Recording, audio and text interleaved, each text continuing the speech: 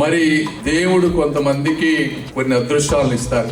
నా ఉద్దేశంలో నాకు దేవుడు మంచి జ్ఞానాన్ని, బుద్ధి ఇచ్చాడు, కష్టపడే తత్వాన్ని ఇచ్చాడు, ఒక స్థిత ప్రజ్ఞతను ఇచ్చాడు, కష్టాలను ఎదుర్కొనే శక్తిని ఇచ్చాడు, అదేవిధంగా చేయి చాచకుండా సేవ చేసుకునేటువంటి కావలసినంత డబ్బు ఇచ్చాడు. ఇవన్నీ ఉన్న నాలాంటి వ్యక్తులు కూడా చేయకపోతే ఈ రోజు ఉన్నటువంటి సమాజంలో డబ్బుతో కూడిన రాజకీయంలో డబ్బు ఖర్చు పెట్టడం, ఆ డబ్బు మళ్ళీ సంపాదించుకోవడం, ఇది ఒక విశ్వ సైకిల్ లాగా అయిపోయింది.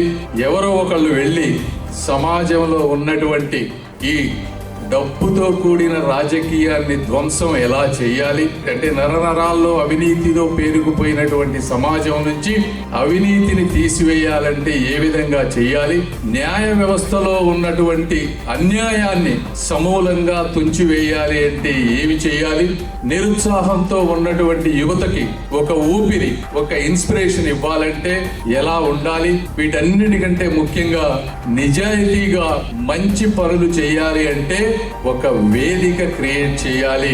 ఎందుకంటే ఈ రోజున అలాంటి వాళ్ళు ఎవరు ముందు కూడా రాజకీయాల్లోకి వచ్చేటువంటి పరిస్థితి లేదు. ఇవన్నీ చేయాలి అంటే ఎంతో కొంతమంది త్యాగం చేయాలి. అలాంటి త్యాగం చేసిన వాళ్ళలో పవన్ కళ్యాణ్ గారు కూడా ఉన్నారు అని మీ అందరికీ ఒకసారి నేను తెలియజేసుకుంటా ఉన్నాను.